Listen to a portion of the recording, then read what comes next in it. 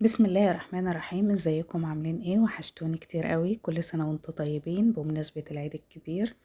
هنعمل اكلات العيد الكبير مع بعض زي ما انتم شايفين كده. هنعمل ممبار وكرشة في الطاجن، وهنعمل المحشي الجميل بتاعنا بتاع العيد. وربنا يجعله عيد سعيد علينا وعلى الأمة الإسلامية. هنبدأ في مكوناتنا. هنسمي ونصلي على الرسول. اللهم صلي وسلم عليك يا حبيبي يا رسول الله. دي الكرشة بتاعتنا، انا كنت غسلتها ونضفتها حلو ونزلت لكم الفيديو بتاعها امبارح. شطفتها حلو وقطعتها للتقطيعة على حسب ما انت عايزة. هنزل عليها شوحها زي اللحمة بالظبط. هنزل عليها فلفل اسمر حب، وحبهان، وقرنفل، وورق لورا، وقرفة، وبصلاية وطماطماية، وهوطي عليها لغاية اما تتشوح حلو. وانا غسلاها حلو مفيش فيها اي زفارة. هنزل معايا بحل على النار فيها معلقة زيت كبيرة ومعلقة سمنة كبيرة، وهنزل عليها بحوالي 5 بصلات كبار زي ما انتوا شايفين كده، متقطعين ومفرومين حلو قوي. انا عايزة اكتر في صلصة المحشي بصل علشان تديني تسكيرة حلوة اوي في المحشي وتديني طعم حلو. بما ان احنا هنحشي ممبار وهنحشي محشي، فعايزين المحشي الكرنب بتاعنا مسكر، وعايزين محشي الممبار بتاعنا مسكر بطريقة حلوة. وهعمله بطريقة كويسة قوي قدامكم زي ما انتوا شايفين.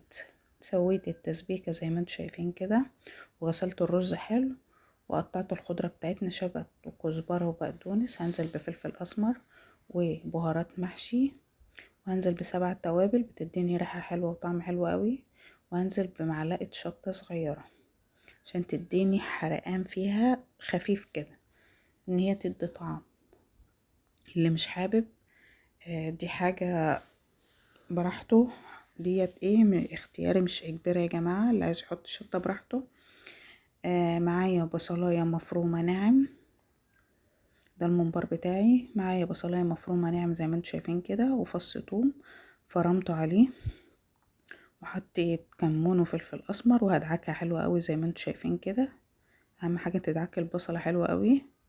وهاخد شوية من الخلطة بتاعت الرز بتاعت المحشي، وهنزل عليها البصل اللي انا دعكته بالكمون والفلفل الاسمر، واحشي بيه الممبار. بصراحة هتديكي طعم فوق من الروعة. اختراع يا كوتش زي ما بقول.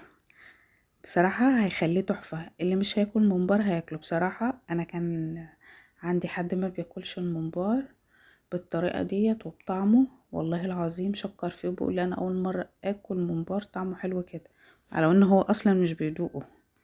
واخدين بالكم؟ هنحشيه بالطريقة ديت. كل واحد له طريقة. انا بحب احشيه وهو ما بين ايديا كده. الطريقة دي مش سهلة معايا. انا بحب احشيه وهو ما بين ايديا زي ما انتوا هتشوفوه دلوقتي. انا همسكه ازاي من طرفه. كل واحد له طريقة في حشوه. اهم حاجة ان الطريقة السهلة اللي معاكي ممكن تحشي بيها.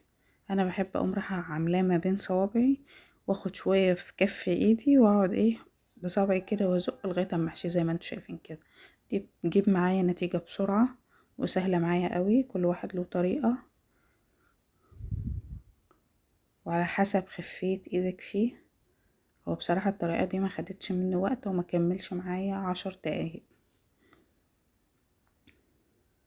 هحشي الكمية كلها زي ما انتوا شايفين كده. لو احتجت رز قبل الخلطة ما تخلص، هنزل بمعلقة او معلقتين واقلبهم في الخلطة عشان كله ايه يبقى زي بعضه ويديني طعم حلو ونتيجة حلوة. زي ما انتوا شايفين كده هحشي الكمية كلها.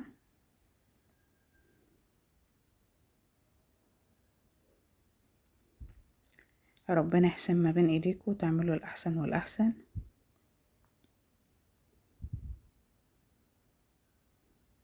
وعيد كبير يعني كرشة وممبار ولحمة راس والاكل الحلو بتاع الذبيحة ده. وكل سنة وانتم طيبين. ربنا يجعله عيد سعيد علينا وعلى الأمة الإسلامية بخير يا رب.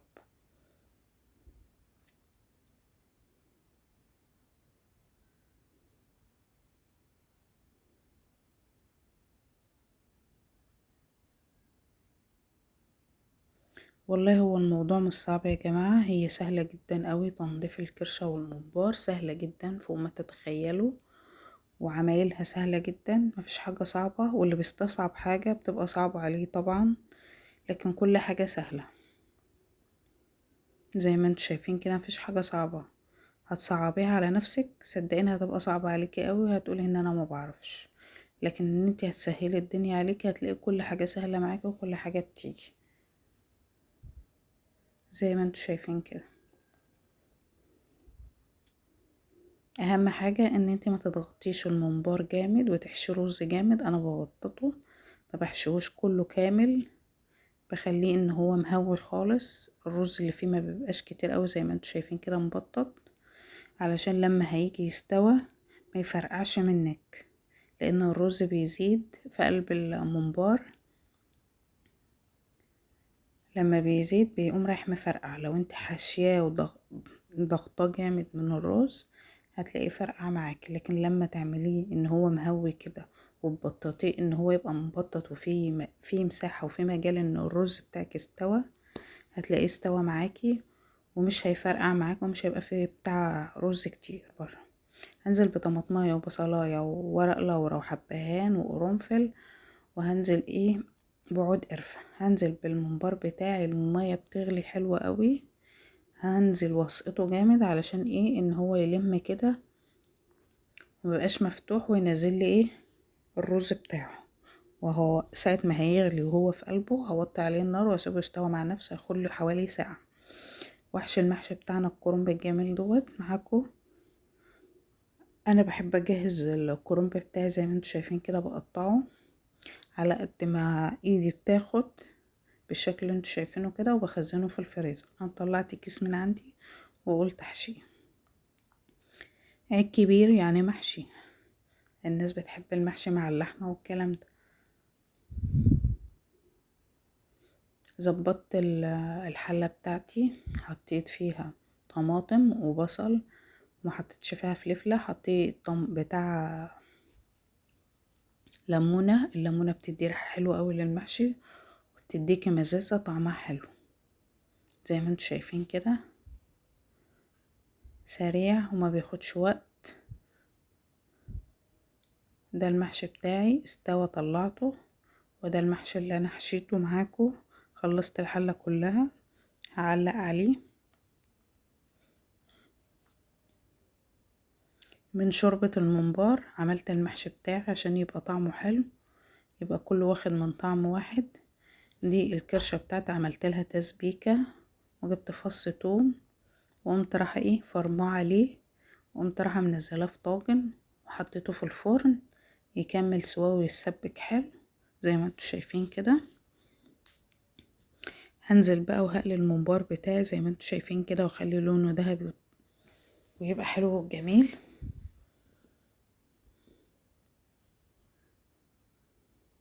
هو ما بيغيبش، ما تغيبيش عليه، وقلبي فيه على طول زي ما انتوا شايفين كده، بيحمر بسرعة لان هو ما بياخدش وقت في التحمير. ساعة ما بتنزلي في الزيت والزيت سخن بتقلبه وبتطلعي على طول زي ما انتوا شايفين كده، بياخدش وقت خالص. هنزل ببقية الكمية كلها. انا ما عملتش الكرشه والمنابير اللي انا غسلتها معاكم، ما عملتهاش كلها لانها هتبقى كتير علينا، وانا ما بحبش الاكل الكتير اللي بيبات. اما بيكون الاكل صابح وبيتاكل صابح بيبقى طعمه حلو وبيبقى له مذاق تاني زي ما انتوا شايفين كده. ما شاء الله بألف هنا. ده الاكل بتاعنا. احنا صايمين 10 ايام بتوع ذي الحجة. كل سنة وانتم طيبين، ربنا يجعله في ميزان حسناتنا، وربنا يتقبل مننا صالح الاعمال. ويا رب الفيديو بتاعنا يعجبكم. ما تنسوش تعملوا لي لايك عشان يوصلكم كل جديد، واشوفكم في فيديو جديد ان شاء الله على خير. والسلام عليكم ورحمة الله وبركاته.